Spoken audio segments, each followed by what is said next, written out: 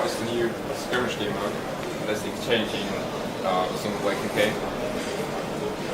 The major difference is that you still have the action over the package, the objectives and the freedom of choice like a single player, but you have the gameplay and action and dynamics from multiplayer. So this is a strategy base of our side, and we have to capture several strategic points on a map. They give you additional resources, but also once you capture them, the HQ grants you additional new units you didn't have before. For example, if you capture the bridge pad, you're going to get new tanks. That makes sense because you wouldn't want to have tanks before you can cross the bridge. So, to show you the details about the game, I'm going to load up multiplayer because the game is much about physics of gameplay possibilities and options you have.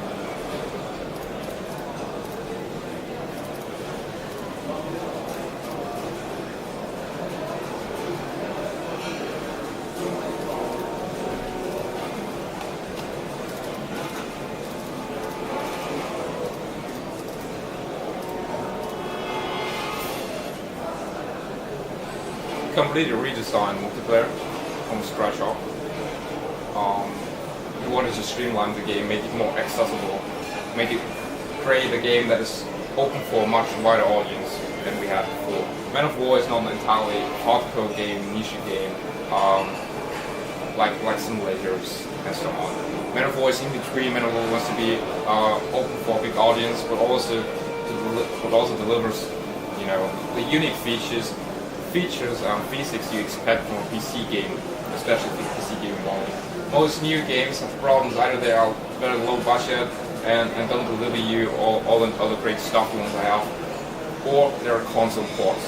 Because all the new big companies in the new games, they focus on AAA titles that are mostly sold on consoles. So all mainstream games became much more simpler, much less detailed. We did the contrary. We put in more detail into this game or make it easier to understand for people so they have to enjoy something they didn't see before.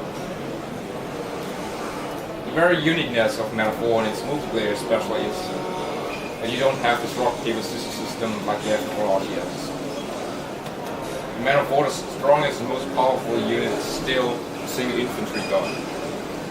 Combined with the physics,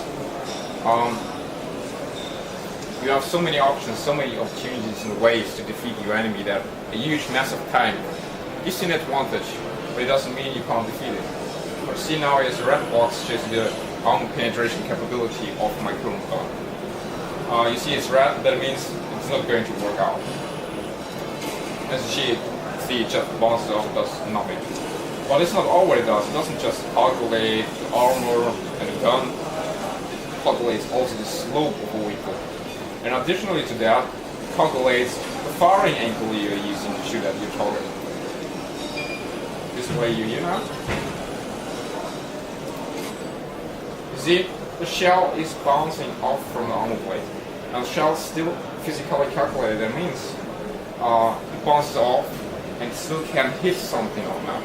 Sometimes it even happens that you have off a tank, you shoot at it, it deflects from his armor and hits another vehicle that stands close. And you killed something you didn't want to kill, but it's still an achievement. And this is true for every single projectile in the game, whether it is from MP, machine gun, a pistol, every single bullet is physically calculated. And every bullet that deflects can still hit a person, an object, and create some damage. Now what you do if you face a huge tank that's much better than you, much more armor, you can't penetrate the front head on. So you're going to shoot at its tracks, disable it, then try to flank it and use the advantage that most tanks have weak side armor and destroy it.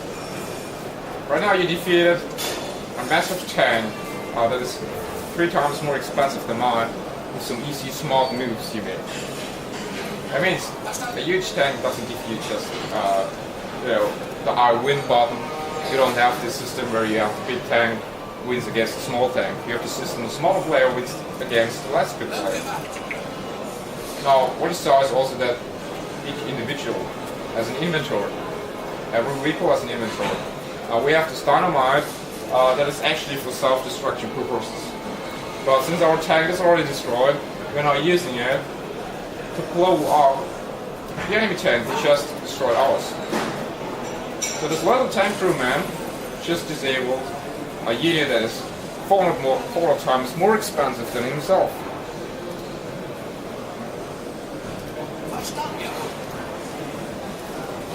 This is of course true for every single infantry guy. As the guys have an AT grenade, bundle grenade, that can penetrate some millimeters of steel.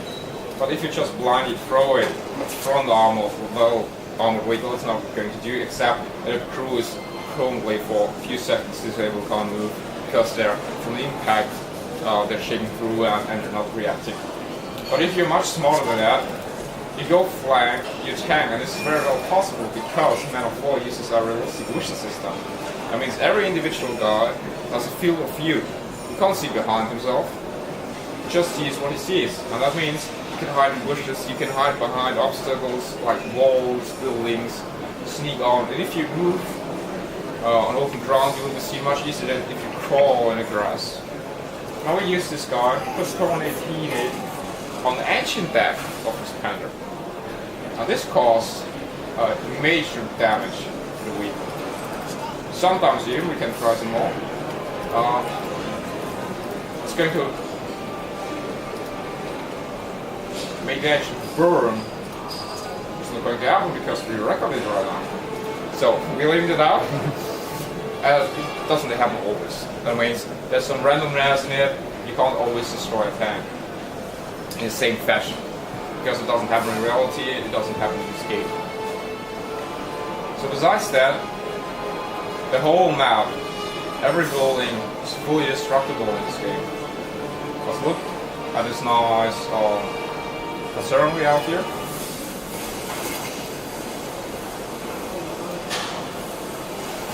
Blow it out with some rockets. And as you see, we create some good damage over there. What also works is you can place your infantry guys in buildings and use the windows as cover to shoot out.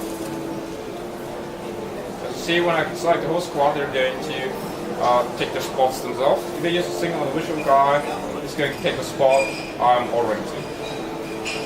Then I can go break the glass, shoot outside at my enemies. My enemies can do the same. They can go pick a grenade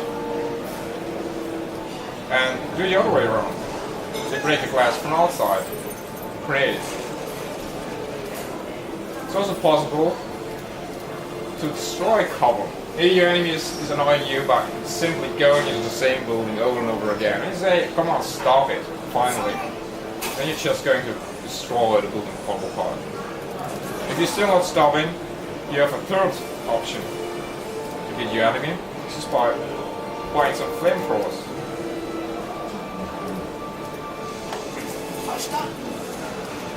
I'm going to show you another building.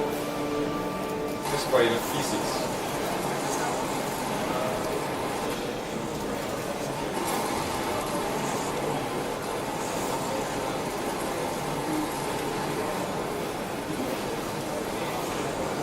I can now set this building on fire.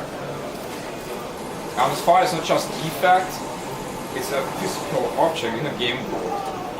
It's heating and it's spreading from one building to another. It's going to catch fire on the next roof. See, it's spreading out on this side already.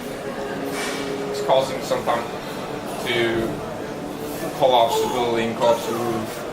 See, it's spreading more and more. And this is true for every in-game object, except metal objects. They don't burn, but wood objects or vegetation is going to burn. And see, the whole building is now on fire, or the roof collapsed.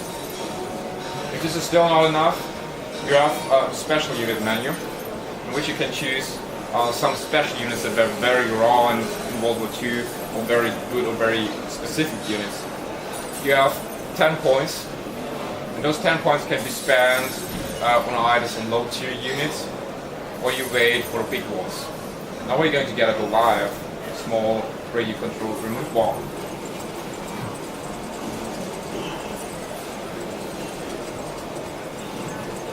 It's a very useful unit if you fast, and you can also hide it inside bushes or objects, which is a bully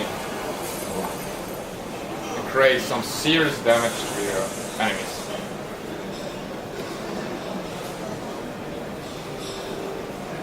Alright, that's it so far. Any questions?